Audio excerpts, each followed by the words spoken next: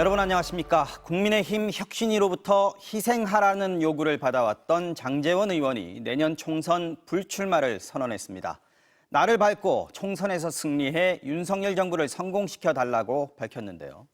정권 핵심 실세로 손꼽혀온 장 의원의 전격적인 선언으로 혁신 요구에 애써 귀를 닫아온 여권 내부는 물론 총선을 앞둔 정치 지형 전반에도 큰 파장이 일 것으로 보입니다. 첫 소식 조윤정 기자가 보도합니다. 운명이라 생각합니다. 저는 22대 국회의원 총선에 출마하지 않겠습니다.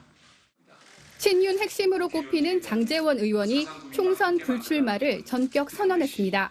총선 승리, 윤 정부 성공을 위해 국회의원직을 내려놓고 백의종군하겠다고 밝혔습니다. 저를 밟고 총선 승리를 통해 윤석열 정부를 성공시켜 주시길 부탁드립니다. 부산 사상지역구 3선인 장 의원은 윤석열 정부의 개국 공신입니다. 지난 대선 당시 안철수 후보와의 단일화를 이끌었고 인수위 시절 비서실장을 맡으면서 새 정부 밑그림을 그린 여권 최고 실세로 꼽힙니다. 그런 만큼 인유한 혁신위원회가 당 쇄신을 위해 친윤 의원 희생안을 권고할 당시에도 1순위 대상으로 여겨졌습니다. 총선 불출마를 선언하거나 아니면 수도권 지역에 어려운 곳에 와서 출마하는 것을 강력히 요구합니다. 이에 대한 장 의원의 즉각적인 응답은 세력과시로 나타났습니다. 버스 92대 4,200여 명을 불러 체육관을 가득 채우는 행사를 하며 지역구 사수를 강조했습니다. 혁신위의 희생안을 거부한 것으로 해석됐습니다. 서울을 가랍니다, 저거. 저는 제 단량한 저를 인생 연장하면서 서울 가지 않겠습니다, 여러분. 하지만 혁신위가 문 닫는 날 저녁 장 의원은 SNS를 통해 부친 산소를 찾아 잠시 멈추겠다고 한 글을 올린 데 이어 전격 불출마 의사를 밝혔습니다. 장 의원 불출마로 당내 기류가 급변하면서 여당 총선 리더십 변화까지 불러올 가능성이 커 보입니다. MBC 뉴스 조윤정입니다. 네, 다음 시선은 자연스럽게 김기현 국민의힘 대표에게로 쏠리고 있습니다. 지난 전당대회 당시 장제원 의원과의 이른바 김장연대를 통해 당권을 거머쥐었던 김 대표 역시 먼저 희생하라는 강한 압박을 받고 있기 때문이죠. 김 대표는 오늘 모습을 보이지 않은 채 고심하고 있는 걸로 알려졌는데 이르면 내일 거취를 표명할 거란 얘기가 나오고 있습니다. 이어서 구승은 기자가 전해드립니다. 김기현 대표는 오늘 국회에 모습을 드러내지 않았습니다. 지도부와 함께 참여하기로 했던 연탄 나눔 봉사 활동 일정도 취소하고 모처에서 거취와 관련해 고심을 하고 있는 것으로 전해졌습니다. 그간 당내에선 비주류를 중심으로 김기현 대표의 결단을 요구하는 목소리가 계속됐는데 오늘 장제원 의원이 불출마를 선언하면서 김 대표를 향한 압박의 수위가 정점을 찍었습니다. 이번 주가 이제 사실상 마지막 골든타임. 김기현 대표도 비슷한 결단할 수 있겠다라는 생각이 들었거든요. 대표의 희생과 헌신이 불출마나 험지 출마여서는 안 된다며 대표직을 내려놓아야 한다거나 사직생은 당 구성원 전체에게 요구할 게 아니라 김 대표가 책임지고 물러나는 거라고 했습니다.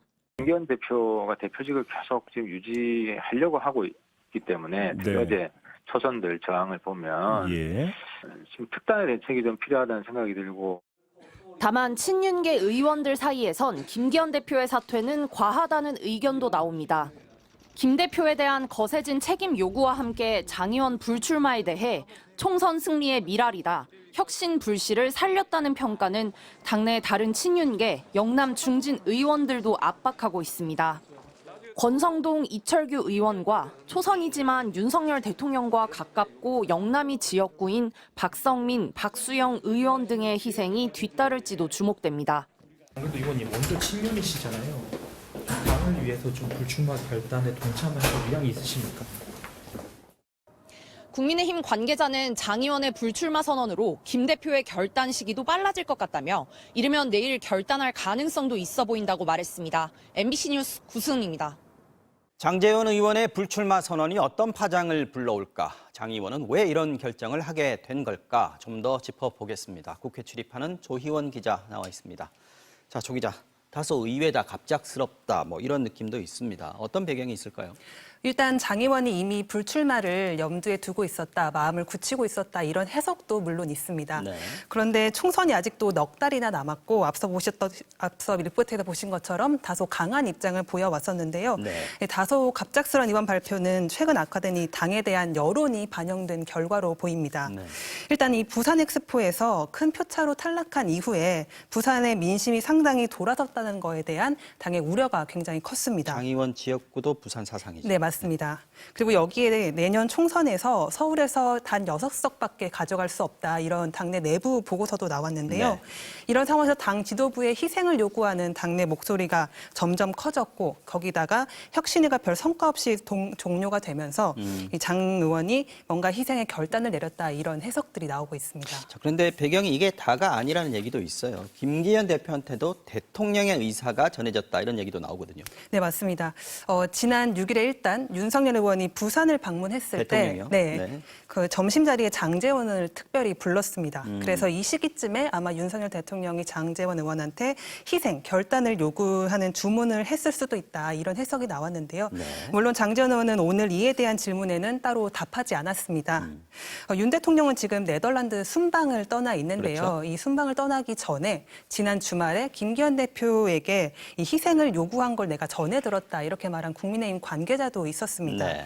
그러니까 종합하면은 장제원 의원이나 김기현 대표나 어떤 결단의 배경에는 윤 대통령이 있다 이런 해석이 나오고 있는데요. 네. 그래서 김기현 대표도 조만간에 이 장제원 의원처럼 어떤 결취에 대한 발표를 할 수 있다 이런 예측이 나오고 있습니다. 지금 뭐 고심하고 있다 이런 얘기가 나오는데 김기현 대표 사퇴 가능성이 있다면은 국민의힘 다음 지도부는 어떻게 꾸려질 것인가 이 질문이 자연스럽게 따라 나올 수밖에 없어요. 네, 일단 만약에 당대표에서 사퇴를 한다면은 네. 일단은 총선이 지금 4개월밖에 남지 않았기 때문에 그렇죠. 비상대책위원회 체제로 갈 가능성이 높다는 예측이 일단은 네. 지배적입니다.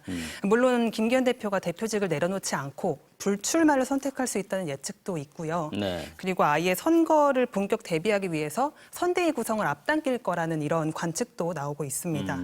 일단은 당장 주목되는 거는 혁신위가 희생 대상으로 지목한 다른 사람들이 있는데요. 그렇죠. 뭐 예를 들면은 원주 윤핵관 의원들이나 영남의 중진 의원들입니다. 이들이 어떻게 반응할지가 관심사인데 네. 본격적인 공천 심사가 12월 말쯤부터 시작이 될 텐데 네. 이들 중에서 그에 앞서서 용태론에 화답하는 사람들이 나올 수 있다 이런 관측도 나오고 있습니다. 네. 이렇게 된다면 혁신위 요구가 뭐 활동은 종료 이후이긴 하지만 수용이 됐다는 평가가 나올 수는 있을 것 같습니다. 네, 어쨌든 여당에서 먼저 이렇게 변화의 움직임이 시작됐다면 민주당 역시 또 가만히 보고만 있을 수는 없는 좀 마음이 불편한 그런 상황이 될 수 있을 것 같습니다. 조영 기자 잘 들었습니다. 네, 내년 총선에 출마할 예비 후보자 등록이 오늘부터 시작됐습니다. 등록을 마치면 바로 이름도 알리고 공약도 내걸 수 있습니다. 특히 정치 신인들에게는 의미가 남다를 텐데요.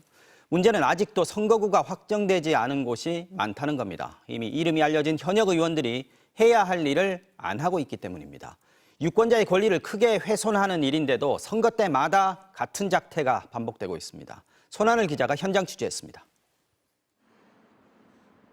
오늘 아침 강원 춘천시 선거관리위원회 문을 열기도 전에 사람들이 모여듭니다. 내년 총선에 나설 예비 후보들 대부분 정치 신인들입니다. 이름부터 또박또박 써내려가며 빠진 서류가 없는지 도장은 다 찍었는지 꼼꼼히 확인합니다. 등록을 마치면 즉시 예비 후보자가 됩니다. 비로소 기호와 이름이 새겨진 선거 운동복을 입을 수 있습니다. 내년에 국회의원 선거 나갑니다. 오늘 후보 등록했고요. 국회의원 선거 출마 등록했습니다. 아, 그러세요? 예, 여기 을 지역에. 아직 선거전이 달아오르기 전인데다 낯선 얼굴인 탓에 손에 쥔 명함은 좀처럼 줄지 않습니다. 현재 춘천은 인근의 철원, 화천, 양구와 한 지역구입니다. 그런데 최근 선거구 획정위원회는 인구가 분구 상한선을 넘긴 춘천을 2개로 나누고 강원도 북부 시군 6곳을 한 지역구로 묶는 방안을 제시했습니다. 서울 면적의 8배나 되는데 아직 선거구가 확정된 것도 아니라는 게 더 큰 난관입니다. 여기서 명함을 돌리는 게 맞기는 한지 이런 의문이 이들 정치 신인들을 더 답답하게 합니다. 제가 그 선거 홍보를 해야 할 대상이 누군지 그리고 이 지역의 정책을 어떻게 개발을 해서 유권자들에게 호소를 해야 할지.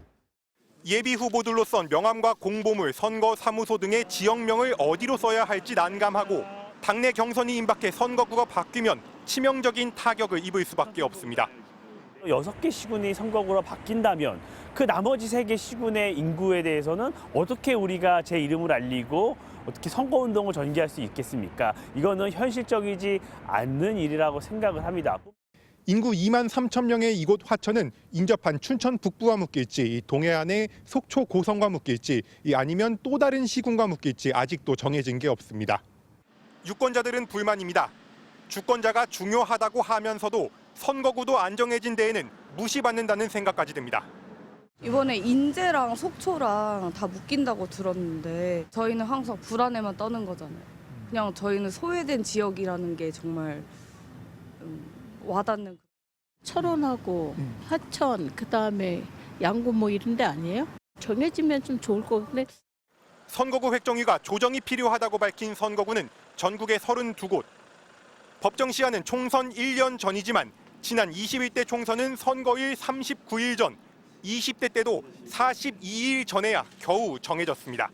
MBC 뉴스 손한입니다. 네덜란드를 국빈 방문 중인 윤석열 대통령이 잠시 뒤 반도체 장비 기업인 ASML을 방문할 예정입니다. ASML은 반도체 공정의 핵심 장비인 극자외선 노광 장비를 세계에서 유일하게 생산하는 곳인데요. 이 장비가 필요한 삼성과 SK 총수도 함께 찾아서 반도체 분야의 협력을 동맹 수준으로 끌어올리겠다는 계획입니다. 현지에서 이정은 기자가 취재했습니다. 암스테르담에서 윤석열 대통령 부부와 네덜란드 국왕 부부가 만났습니다. 1961년 두 나라 수교 이후 첫 국빈 방문입니다. 17세기 조선을 서양에 처음 알린 건 동아시아로 표류한 네덜란드 선원이었고 한국전쟁 당시엔 네덜란드 병사 5천여 명이 한국 땅을 밟았습니다. 지금은 두 나라가 글로벌 반도체 공급망의 주요 축을 각각 담당하고 있는데 협력 관계를 더 심화하는 게 이번 방문의 목표입니다. 이번 방문을 계기로 한국과 네덜란드의 반도체 협력은 이제 반도체 동맹으로 그 관계가 격상되게 될 것입니다.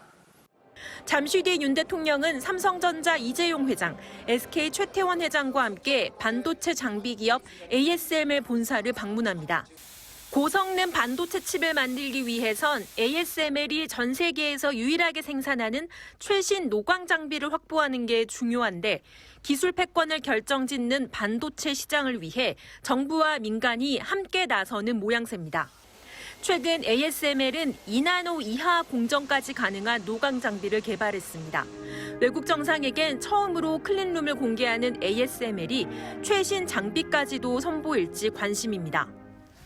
반도체 성능이 AI 기술, 첨단 무기까지 좌우하는 시대입니다.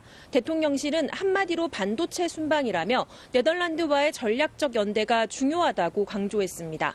암스테르담에서 MBC 뉴스 이정은입니다.